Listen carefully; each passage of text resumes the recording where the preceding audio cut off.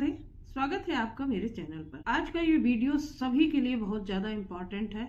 महिला हो, पुरुष हो, कॉलेज के स्टूडेंट्स हो या फिर एक आम आदमी हो या अनपढ़ हो, सभी के लिए बहुत सारे ऐसे कॉमन क्वेश्चन हैं, उनका जवाब जान लेना बहुत जरूरी है। ये वीडियो खास तौर से उन लोगों के लिए बहुत ज्यादा इम्पोर्टेंट है जो कि गांव से रिलेटेड हैं और कानून की बिल्कुल भी जानकारी नहीं रखते हैं। इसके साथ ही जिनकी शादी होने वाली है उन लोगों को भी बहुत ही इम्पोर्टेंट कानूनी जानकारी उन्हें इस वीडियो के माध्यम से मिलेगी। तो इस वीडियो को बनाने का ये उद्देश्य है कि आप कानूनी नजरिए से चीजों को समझ सकें और गलती ना करें, क्योंकि गलती करने के कारण, यानी गलतियां होती हैं अज्ञानता के कारण। जब बहुत सारी चीजें हैं जिनके बारे में एक आम आदमी नहीं जानता है तो वो तमाम तरीके की गलतियां करता है और ऐसी गलतियां करने के बाद उसे बड़ी बड़ी परेशानियों से सामना करना पड़ता है, यानी कि जेल तक जाना पड़ सकता है शादी के बाद। तो इस वीडियो में बहुत ही सरल और आसान तरीके से मैं उन सारे सवालों के जवाब दूंगी जो कि आज नए युवाओं को बहुत अच्छी तरीके से समझ लेना चाहिए कि शादी के बाद क्या क्या परेशानियां उनके जीवन में आ सकती हैं। आज का जो माहौल है उसको देखते हुए ये वीडियो उनके लिए बहुत ही इम्पोर्टेंट होगा। मेरे एक सब्सक्राइबर का ये सवाल था कि उनकी पत्नी से उनका संबंध अच्छा नहीं चल रहा है और वो अपनी पत्नी से 2 साल से ज्यादा हो गया है, दूर रह रहे हैं, अलग रह रहे हैं, तो क्या ऐसे में वो दूसरी शादी कर सकते हैं? अब यहाँ पर क्वेश्चन ये उठता है कि अलग रहने का मतलब उन्होंने ये समझ लिया कि वो अब दूसरी शादी करने के लायक हो गए हैं। उन्हें इस बारे में कोई कानूनी जानकारी नहीं है। देखिए, ये एक बहुत ही कॉमन और बहुत ही इम्पोर्टेंट क्वेश्चन है जो कि जिन्हें कानून का बिल्कुल भी ज्ञान नहीं है वो यही समझते हैं कि जब शादी हो गई, लड़ाई झगड़ा हो गया या फिर मनमुटाव हो गया, एक दूसरे से अलग रहने लगे 1 साल 2 साल और उसके बाद लड़का अपने अलग जगह पे नौकरी करने लगा, अपने जीवन में व्यस्त हो गया और लड़की अलग जगह चली गई अपने मायके में या फिर कहीं भी, वो भी जॉब करने लगी और इस तरीके से दोनों का मेल मिलाप, बोलचाल सब कुछ बंद है। तो वो अपने आप को एकदम स्वतंत्र मान लेते हैं। वो सोचने लगते हैं कि अब मेरा तो अपनी पत्नी से संबंध विच्छेद हो गया, इतने दिन हो गए ना हम मिलते हैं ना बात करते हैं, तो अब हम अनमैरिड की तरीके से रहते हैं और हम अनमैरिड ही अपने आप को वो महसूस करने लगते हैं। वो सोचते हैं कि जैसे उनकी शादी नहीं हुई है। इस चीज को वो अवॉइड करते हैं क्योंकि उन्हें कानून के बारे में कोई भी जानकारी नहीं है। आपकी ये सोच बिल्कुल गलत है। आप समझते हैं कि आप अपनी पत्नी से 2 साल 4 साल 5 साल से अलग हैं और आप बिल्कुल स्वतंत्र हैं। आप बिल्कुल स्वतंत्र हैं शादी करने के लिए। कभी कभी ऐसे में तो होता है कि जब पति पत्नी जिनको जानकारी नहीं है वो एक दूसरे से दूर रह के स्वतंत्र मान बैठते हैं अपने आप को समझ लेते हैं कि उनका विवाह विच्छेद हो गया, उससे कोई संबंध नहीं है, तो दूसरी शादी भी कर लेते हैं। लड़कियां भी शादी कर लेती हैं दूसरी और लड़के भी दूसरी शादी कर लेते हैं बिना तलाक दिए हुए एक दूसरे को। और जब इस तरीके की गलती करते हैं बिना तलाक के शादी करने की, ऐसे में दूसरे पक्ष को जब ये बात मालूम होती है तो वो पक्ष किसी न किसी प्रकार से जानकारी प्राप्त करके आपके ऊपर केस कर दिया करता है, या फिर आपकी अगर पत्नी है तो वो पुलिस और थाने में जाकर आपके खिलाफ FIR लिखवा दिया करती है और आपके खिलाफ FIR दर्ज करने के बाद तमाम सारे केसेस आपके ऊपर डाल दिया करती है। आपके पास कोई भी एविडेंस भी नहीं होता है और एविडेंस तो नहीं होता है, लेकिन सबसे पहली बात ये होती है कि आपका तलाक भी नहीं हुआ है अपनी पत्नी से और आपने दूसरी शादी भी रचा ली है। तो यहाँ पर आपको अच्छी तरीके से जान लेना चाहिए कि अगर आप हिंदू विवाह करते हैं, यानी हिंदू हैं, तो आप बिना तलाक लिए हुए पहले स्पाउस से दूसरी शादी कतई नहीं कर सकते। जो दूसरी शादी होगी वो वॉइड होगी, यानी कि वो वैलिड नहीं मानी जाएगी, वो शादी मानी ही नहीं जाएगी। भले ही आप अपनी पहली पत्नी से अलग रह रहे हैं, दूर दूर रह रहे हैं, दूसरे घरों में रह रहे हैं, कोई संबंध नहीं है, लेकिन जब तक आपका एक दूसरे से तलाक नहीं हो जाता तब तक आप पति पत्नी ही कहलाएंगे।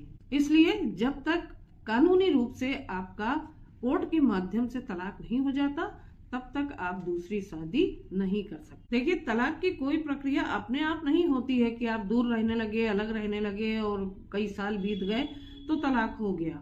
अक्सर गांव में लोगों को ये कहते सुना जाता है कि फला तो 7 साल से अलग है, फला तो 5 साल से अलग है, उनका दूसरों का एक दूसरे से कोई संबंध नहीं है, तो वो भी शादी कर लें और वो भी शादी कर सकते हैं।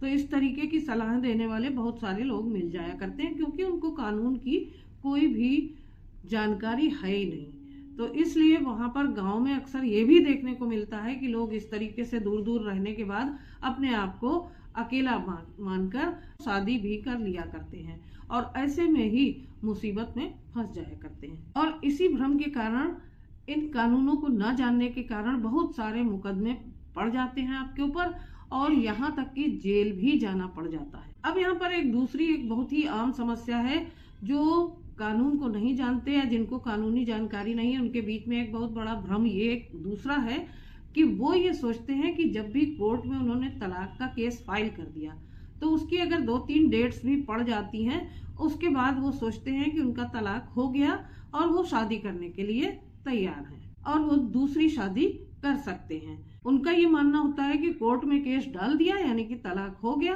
और अगर इस तरीके की मानसिकता आपकी है या आप ऐसा सोचते हैं या आपके अगल बगल कोई सोचता है, आप बड़े हैं, बुजुर्ग हैं या फिर आपने समाज में इस तरीके के लोगों को देखा है, तो कृपया इस तरीके की सलाह आप बिल्कुल भी उन्हें ना दें। बहुत से लोग सलाह देते हैं कि देखो तुम्हारी पत्नी अलग है, वो अलग रहती है, दूर रहती है, उसने देखो दूसरे आदमी के साथ संबंध भी है उसके, और तुम यहाँ अकेले जिंदगी काट रहे हो, तो अब तुम ऐसा करो कि तुम भी शादी कर लो।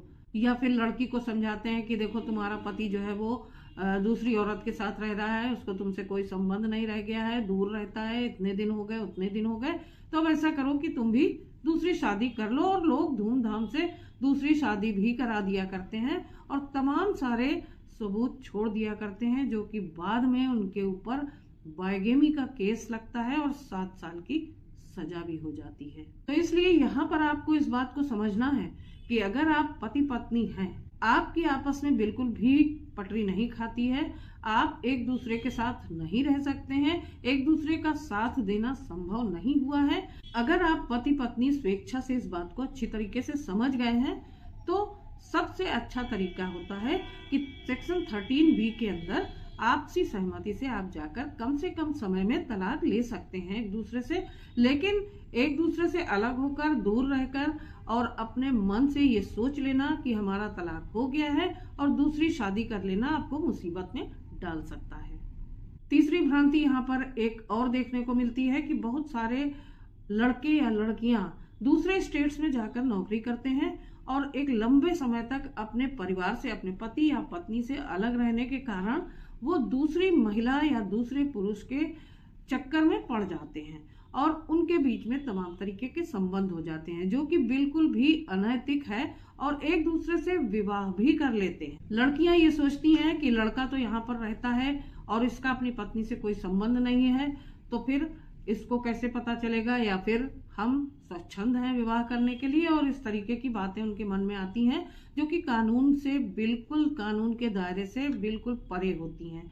और ऐसी स्थिति में बिना सोचे समझे वो गलत कदम उठाकर विवाह के बंधन में बंध जाया करते हैं, जो कि बिल्कुल ही गलत तरीका है। तो ऐसी लड़कियां जो कि बाहर किसी भी पुरुष से, जिसको जानती हैं कि वो विवाहित है, ऑलरेडी मैरिड है, उसके साथ विवाह के बंधन में बिल्कुल भी ना बंधे, उनके साथ विवाह बिल्कुल भी ना करें।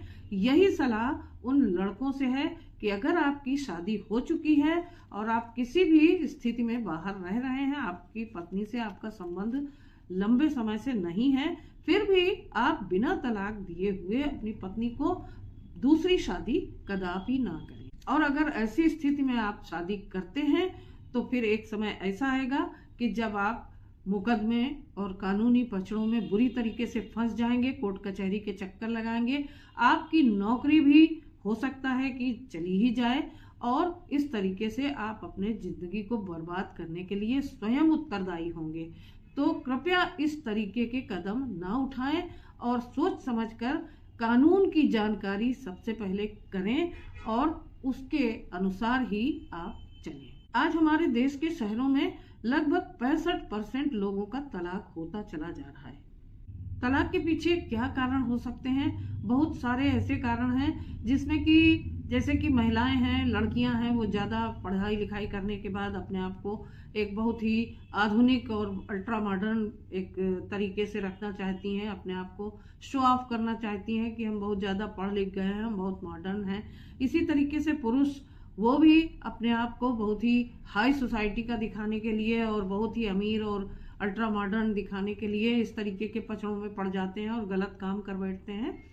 तो तलाक के पीछे बहुत सारे कारण हो सकते हैं। अक्सर क्या होता है कि परिवार में जब भी किसी लड़की की शादी होती है, किसी पढ़ी लिखी लड़की की शादी होती है, या फिर आप ये कह लीजिए कि पढ़ी लिखी नहीं भी होती तो भी ये परेशानियां देखने को आती हैं कि उस लड़की के जो खुद के परिवार वाले हैं वो उसको लगातार तमाम तरीके की सलाह देने में जुटे रहते हैं। माता पिता, चाचा चाची और उसके भाई बहन भतीजे और सब मामा मामी सब उनको सलाह देने में लगे होते हैं कि तुम्हें ऐसा करना चाहिए, तुम्हें ऐसा करना चाहिए, अपने सास के साथ ऐसा व्यवहार करना चाहिए, नंद के साथ ऐसा व्यवहार करना चाहिए। और बराबर ये जो शिक्षा उनको प्राप्त होती रहती है उसके कारण ये सबसे बड़ा कारण है, चाहे पढ़ी लिखी लड़की हो या बिना पढ़ी लिखी लड़की हो, सबसे ज्यादा अगर उसके मायके का जो इंटरफियर है उसकी मैरिड लाइफ में डिस्ट्रॉय करने का सबसे बड़ा कारण है। तो ये नहीं होना चाहिए, इसलिए आपको भी सचेत रहने की जरूरत है। आपको अपनी घर गृहस्थी अपने विवेक, अपनी समझदारी से चलानी है। आपको किसी की अनुचित सलाहों को मानने की कोई जरूरत नहीं है, वरना आपकी शादी खतरे में पड़ सकती है। आपके तमाम सारे रिश्तेदार आपके शुभचिंतक बनकर आपको तरह तरह की सलाहें देंगे जिससे आपका ब्रेन वॉश होगा और आपको जहां पर आप रह रही हैं तो एक छोटी सी बात भी बहुत बड़ी समस्या के रूप में दिखाई देने लगती है। ये एक साइकोलॉजिकल फेनोमेना है। ये तो एक एकदम सीधी सी बात है कि अगर आपको किसी चीज के लिए बार बार समझाया जाए तो वो चीज आपको सही लगने लगती है। तो कहीं एक छोटी सी समस्या होती है तो तमाम सारे आपके शुभचिंतक उस समस्या को मिलके इतना बड़ा बना देते हैं कि आपके मन में वो घर कर जाती है और आपको वो एक चुभने वाली चीज लगने लगती है। और फिर यहीं से शुरू होता है मनमुटाव, यहीं से शुरू होती हैं समस्याएं। और आप सामने वाले से, अपने ससुराल वालों से, अपने घर वालों से ये एक्सपेक्ट करने लगती हैं कि वो उसी तरीके से, जिस तरीके से आपको गाइडेंस दी जा रही है उसी तरीके से आपके साथ व्यवहार करें।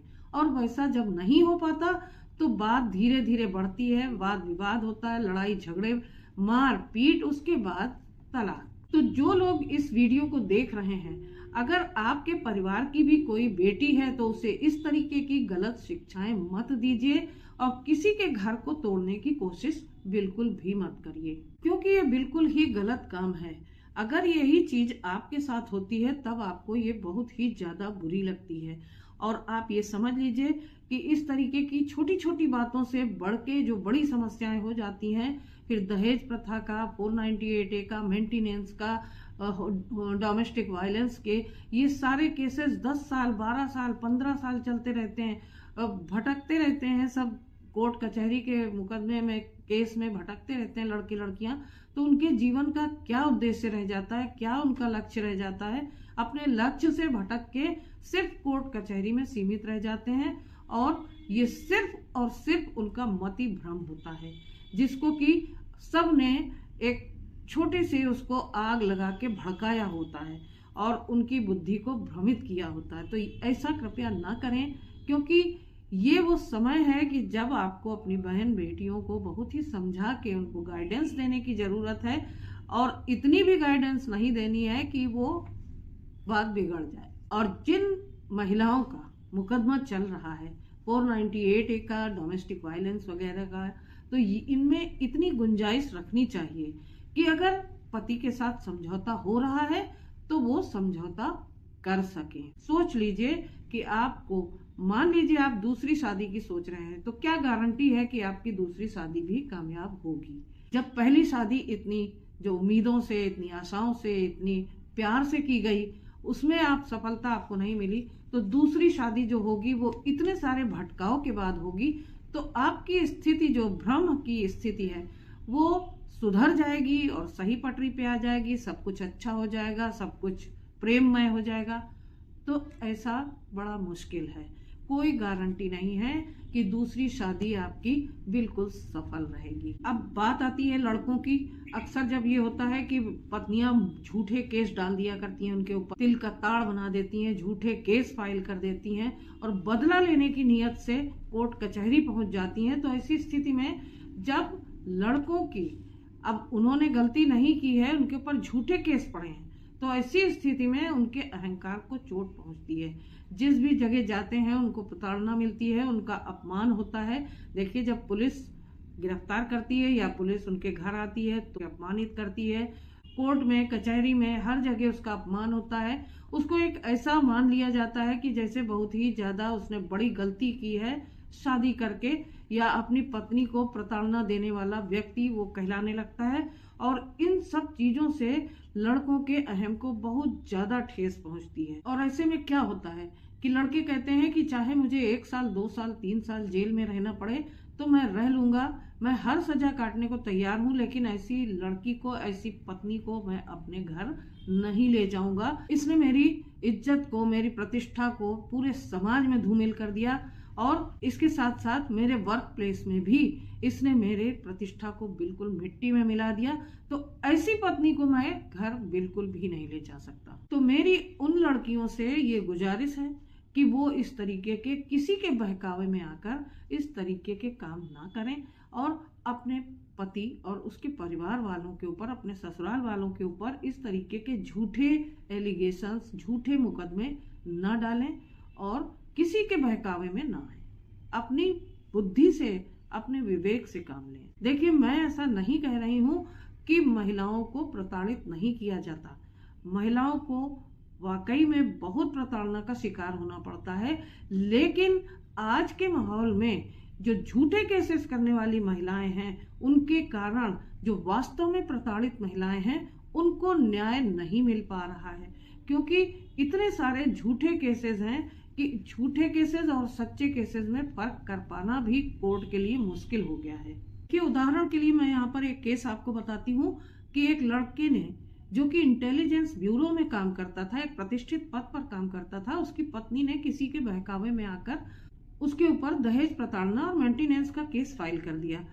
और जब पति और पत्नी को कोर्ट के द्वारा मेडिएशन सेंटर में भेजा गया तो वहां पर उस लड़के ने कहा, तो मेडिएशन सेंटर में उस लड़के ने कहा कि मैं किसी भी कंडीशन में, किसी भी परिस्थिति में अब अपनी पत्नी को अपने घर नहीं ले जा सकता।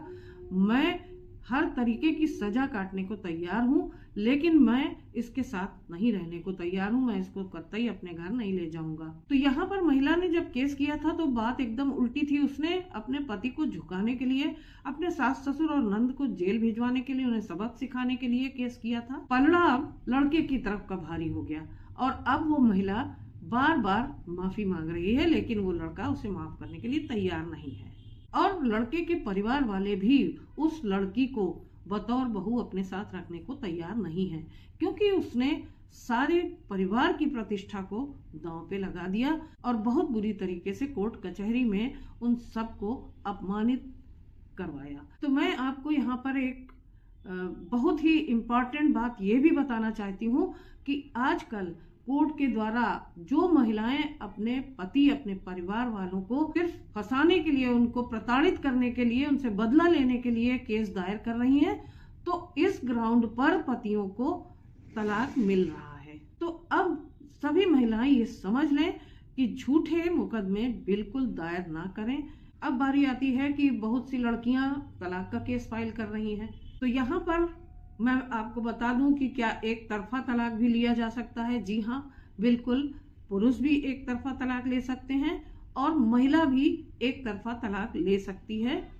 सेक्शन 13A के तहत अगर किसी पुरुष को अपनी पत्नी से दिक्कत है, वो उसके मान सम्मान को ठेस पहुंचा रही है, लगातार अपमानित कर रही है, झूठे आरोप लगा रही है, उनके ऊपर लगातार मुकदमे दर्ज करा रही है बार बार, और आत्महत्या करने की धमकियां दे रही है, लड़के के माता पिता के साथ मारपीट कर रही है, गाली गलौज कर रही है, पति को नपुंसक कह रही है, पूरे परिवार में पति के चरित्र को लेकर तरह तरह की बातें कर रही है और उसे बदनाम कर रही है। इसके अलावा हर वक्त वो शक करती है पति के ऊपर, नजर रखती है, उसका पीछा करती है। तो ये सारी बातें क्रुएल्टी के दायरे में आती हैं और क्रुएल्टी के आधार पर लड़के तलाक का केस फाइल कर सकते हैं। और लड़कियों की तरफ से जब केस फाइल किया जाता है तलाक का, तो उसमें मुख्य कारण होता है लड़के का गलत व्यवहार, लड़के का शराब पीना, नशा करना, ड्रग्स लेना, मारना, पीटना, गाली गलौज करना, लड़की को धक्के मारकर घर से निकाल देना, उसके माता पिता को धमकी देना, माता पिता का अपमान करना और लड़की को इस तरीके से मेंटल टॉर्चर करना कि या तो वो आत्महत्या कर ले या फिर घर छोड़कर भाग जाए। तो जब ऐसी स्थितियां किसी लड़की के साथ पैदा होती हैं, लड़के और उसके परिवार वाले ये इस तरीके की स्थितियां उत्पन्न करते हैं, तो फिर ऐसे में लड़की डोमेस्टिक वायलेंस और क्रुएल्टी के आधार पर तलाक का केस फाइल कर सकती है और तलाक उसे मिल सकता है। हालांकि इसके साथ सारे सबूतों की जरूरत पड़ती है। तो दोनों ही स्थितियों में, चाहे लड़का हो या लड़की हो, दोनों को ही तलाक लेने का अधिकार है अगर उसके साथ क्रुएल्टी हो रही है। लेकिन उन सबके लिए आपको ये भी समझना जरूरी है कि आपके पास पर्याप्त सबूत होने चाहिए, तभी आपको तलाक ग्रांट होगा। तो ऐसे में आप ज्यादा से ज्यादा एविडेंसेस कलेक्ट करिए, क्योंकि अगर आपने ये मन बना लिया है कि इस परेशानी से आपको निजात मिलनी ही चाहिए और आपको तलाक लेना है, तो फिर आपके पास पर्याप्त सबूत भी होने बहुत जरूरी है। देखिए, जब भी मामला कोर्ट में जाता है तो कोर्ट कभी ये नहीं चाहती कि पति पत्नी अलग हो जाए या उनका परिवार टूट जाए। कोर्ट ये कोशिश करती है कि दोनों में बैलेंस बना रहे, दोनों एक साथ रहें, दोनों का घर बना रहे। इसके लिए उन्हें मेडिएशन सेंटर्स में भेजा जाता है और उनकी काउंसलिंग कराई जाती है। तमाम तरीके से उनको कोर्ट में सलाह समझौता कराने की कोशिश की जाती है। लेकिन अगर ऐसी कोई प्रॉब्लम है कि पति या पत्नी में से बहुत गंभीर बीमारी है उसको, या फिर तलाक के बहुत सारे ऐसे ग्राउंड्स हैं, इसके संबंध में मैंने अपने चैनल पर बहुत सारे वीडियो अपलोड कर रखे हैं। आप जाकर वहां पर देख सकते हैं कि कंटेस्टेड डाइवोर्स के लिए कौन कौन से ग्राउंड्स हैं। तो उन सब ग्राउंड्स में से अगर कोई ग्राउंड है तो फिर ऐसे में कोर्ट जो है वो तलाक ग्रांट कर देती है। अब देखिए, शुरू में मैंने बताया था कि 2 साल, 4 साल, 5 साल अगर एक दूसरे से दूर रह रहे हैं तो आपको ऐसे ही नहीं मान लेना है कि आप स्वतंत्र हो गए, आपका तलाक हो गया, आपकी छूटा छूटी हो गई, जो सरल भाषा में कहा जाता है कि छूटा छूटी हो गई, यानी कि उन्होंने मान लिया कि तलाक हो गया बिना किसी लिखा पढ़ी के, बिना किसी कोर्ट में जाए।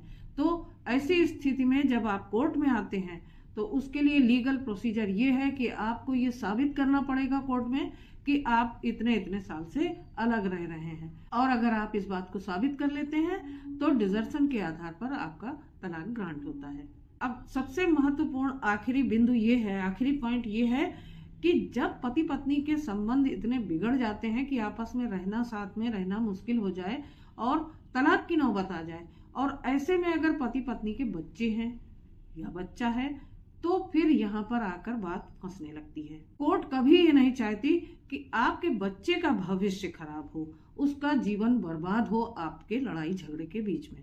तो ऐसे में बहुत से लोगों का कहना है कि बच्चे की जो कस्टडी है वो माँ को ही मिलती है। लेकिन मैं आपको यहाँ पर बता दूं कि बच्चे की कस्टडी की जब बात आती है तो इसका निर्णय कोर्ट लेती है। कोर्ट ये निर्णय लेती है कि बच्चे का भविष्य कहाँ पर अच्छा होगा, कहाँ पर उसकी कस्टडी बेहतर होगी, यानी कि माँ के पास होगी या पिता के पास होगी या उसकी बुआ के पास होगी या किसी अन्य रिश्तेदार के पास होगी, या फिर कस्टडी के लिए जो लोग अप्लाई कर रहे हैं उनमें से किसके पास होगी। तो ये हमेशा मत सोचिए कि माँ के पास ही बच्चे की कस्टडी जाती है, ये एक भ्रामक तथ्य है। और कोर्ट ये तय करती है कि बच्चे का भविष्य कहाँ पर सुरक्षित रहेगा, कहाँ पर उसका पालन पोषण, शिक्षा दीक्षा सब अच्छे ढंग से हो सकती। तो ऐसे में माता पिता, रिश्तेदार, दादा दादी, नाना नानी, कोई भी जो उसकी कस्टडी लेने के योग्य हो देखेगी कोर्ट, उन्हीं को वो कस्टडी देगी। तो ओवरऑल इस वीडियो के माध्यम से आपको बहुत सारे पॉइंट्स समझ में आए होंगे, जो कि जनरल वे में बहुत ही आम लोगों के बीच में भ्रम है, जिसको लेकर उस तरीके के पॉइंट्स को लेकर मैंने आज इस वीडियो को बनाया है। तो एक और पॉइंट है कि बहुत सारे लोग क्या करते हैं कि जब तलाक लेते हैं, गाँवों में खास तौर से ये प्रचलन है कि किसी स्टैम्प पेपर पे आपसी सहमति से एक सहमति पत्र बनाकर उसमें तलाक मान लिया जाता है। जो कि बिल्कुल लीगल नहीं है, इनवैलिड है। स्टैम्प पेपर पे लिख देना कि अब हमारे रास्ते अलग अलग हैं, हमारा एक दूसरे से कोई संबंध नहीं रहेगा, अब हम विवाह करने के लिए, दूसरा विवाह करने के लिए स्वतंत्र हैं। तो इस तरीके की बातें आप कुछ भी लिख लीजिए उस पेपर पे, लेकिन वो किसी भी तरीके से कोर्ट में मान्य नहीं है, क्योंकि ऐसा देखने में आया इस तरीके के जो स्टैम्प पेपर्स लिखाए जाते हैं उसमें कभी कभी जबरदस्ती पकड़कर लड़के को या जबरदस्ती करके लड़की से साइन करवा लिए जाते हैं और ये मान लिया जाता है कि तलाक हो गया। इसलिए जो तरीका है स्टैम्प पेपर पर तलाक लेने का, लोग सोचते हैं कि मैं जब कोर्ट में जाऊंगा तो मैं तो ये कह दूंगा कि मैंने स्टैम्प पेपर पे तलाक ले रखा है और मिनटों में उनका तलाक हो जाएगा, उन्हें तलाक की डिक्री ग्रांट हो जाएगी। तो ऐसा बिल्कुल भी नहीं है, इस भ्रम में ना रहिए, क्योंकि कोर्ट के माध्यम से जो तलाक होता है उसकी संपूर्ण प्रक्रिया बिल्कुल अलग है और कानूनी प्रक्रिया के द्वारा हुआ तलाक ही, कोर्ट के द्वारा किया गया तलाक ही मान्य है और वही वैलिड है, वैध है। और इस तरीके के स्टैम्प पेपर्स की कोर्ट में कोई वैल्यू नहीं है। ये सारी चीजें, ये एक बहुत बड़े भ्रम फैले हुए हैं हमारे समाज में, क्योंकि हमारे देश में जागरूकता की कमी है, जिसके कारण लोगों में इस तरीके के भ्रम फैले हुए हैं। और इन भ्रमों को दूर करने के लिए ही मैंने आज इस वीडियो को बनाया है। तो वीडियो अगर अच्छा लगा हो, समझ में आया हो, तो वीडियो को लाइक और शेयर करना बिल्कुल मत भूलिएगा। और अगर अभी तक आपने मेरे चैनल को सब्सक्राइब ना किया हो तो फटाफट से आज मेरे चैनल को भी सब्सक्राइब कर लीजिए। तो फिर मिलती हूँ अगले वीडियो में एक नए टॉपिक के साथ। तब तक अपना ख्याल रखिएगा। आप सभी को राधे राधे।